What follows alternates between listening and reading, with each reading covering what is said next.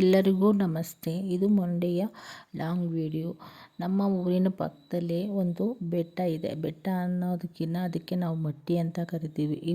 ಹಳ್ಳಿ ಸೈಡಲ್ಲೆಲ್ಲ ಬೆಟ್ಟ ಗುಡ್ಡ ಆ ಥರ ಅನ್ನಲ್ಲ, ಇದು ಮಟ್ಟಿ ಅಂತಲೇ ಕರೆಯೋದು. ಆ ಮಟ್ಟಿ ಮೇಲೆ ಒಂದು ಮಲ್ಲಪ್ಪನ ಗುಡಿ ಅಂತ ಇದೆ. ಆ ಗುಡಿಗೆ ನಾವು ಇವತ್ತು ಹೋಗ್ತಿದ್ದೀವಿ. ಅಲ್ಲಿ ಗುಡಿಯಲ್ಲಿರುವಂತಹ ವಾತಾವರಣನ ಎಲ್ಲದನ್ನು ಪರಿಚಯ ಮಾಡುವ ಪ್ರಯತ್ನನ ನಾನು ಮಾಡ್ತಿದ್ದೀನಿ ಈ ವಿಡಿಯೋದಲ್ಲಿ. ಯಾರಾದರೂ ಹೊಸಬ್ರಾಗಿದ್ದರೆ ಸಬ್ಸ್ಕ್ರೈಬ್ ಆಗಿ ನನ್ನ ವಿಡಿಯೋಗೆ ಸಪೋರ್ಟ್ ಮಾಡಿ. ಇದೇ ಮಲ್ಲಪ್ಪನ ಮಟ್ಟಿ, ಮಲ್ಲಪ್ಪನ ಗುಡಿ. ಇದು ಮೇಲ್ಗಡೆ ಹೋಗಬೇಕು, ಬೆಟ್ಟ ಇದು ಮೆಟ್ಲೆಲ್ಲ ಹತ್ತಿ ಅದಾದಮೇಲೆ ನಮಗೆ ಗುಡಿ ಸಿಗುತ್ತೆ. ಗುಡಿ ಸುತ್ತಲೂ ಒಳ್ಳೆಯ ವಾತಾವರಣನೇ ಇದೆ.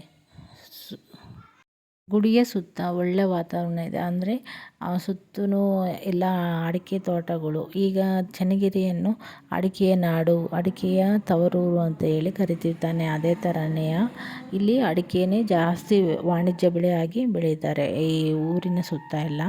ಅದನ್ನು ನಾನೆಲ್ಲ ತೋರಿಸೋ ಪ್ರಯತ್ನ ಮಾಡ್ತೀನಿ. ಸುತ್ತಲೂ ತೋಟ, ಆಮೇಲೆ ಗದ್ದೆಗಳು, ಆಮೇಲೆ ಮೆಕ್ಕೆಜೋಳ ಎಲ್ಲದನ್ನು ಹಾಕಿದ್ದಾರೆ. ಅದನ್ನೆಲ್ಲ ಮೇಲೆ ನಿಂತರೆ ಎಲ್ಲದೂ ಕೂಡ ಕಾಣುತ್ತೆ. ಅದರಲ್ಲಿ ಈ ವಿಡಿಯೋದಲ್ಲಿ ಅದನ್ನೆಲ್ಲ ತೋರಿಸುವ ಪ್ರಯತ್ನ ಮಾಡ್ತಿದ್ದೀನಿ. ಈಗ ಎಲ್ಲ ಮೆಟ್ಲು ಹತ್ತಿ ಹೋದ್ಮೇಲೆ ಅದೇ ದೇವಸ್ಥಾನ, ಗೋಲ್ಡ್ ಕಲರ್ ಪೇಂಟ್ ಇರೋವಂಥ ಅದೇ ದೇವಸ್ಥಾನ ಆಗಿದೆ. ಮೇಲೆ ಹೋಗಬೇಕು. ಮೇಲೆಲ್ಲ ಹೋದ್ಮೇಲೆ ಅಲ್ಲಿ ಕಾಣುತ್ತೆ ದೇವಸ್ಥಾನ. ಒಳಗಡೆ ಎಲ್ಲ ಹೋಗೋಣ ಬನ್ನಿ. ಇದೆ ನೇಚರ್.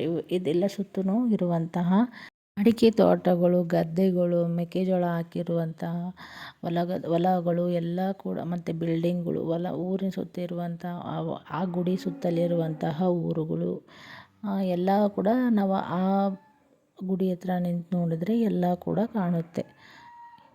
ನೋಡಿ, ಎಲ್ಲನೂ ನೋಡ್ಬೋದು ನಾವು. ಎಲ್ಲ ಇದು ದೇವಸ್ಥಾನದೊಳಗೆ ಹೋಗೋಣ.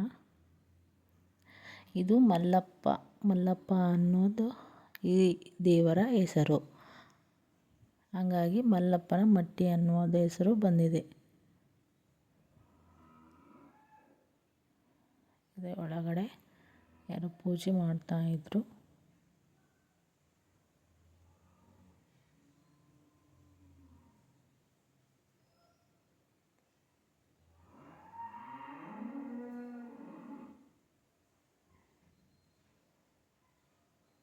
ಇಲ್ಲಿ ನಾಗಪ್ಪನ ಕಲ್ಲಿದೆ. ನಾಗಪ್ಪಗೆಲ್ಲ ಪೂಜೆ ಎಲ್ಲ ಮಾಡಿದ್ದಾರೆ. ಪೂಜೆ ಎಲ್ಲ ಆಗಿದೆ ದೇವಸ್ಥಾನದಲ್ಲಿ.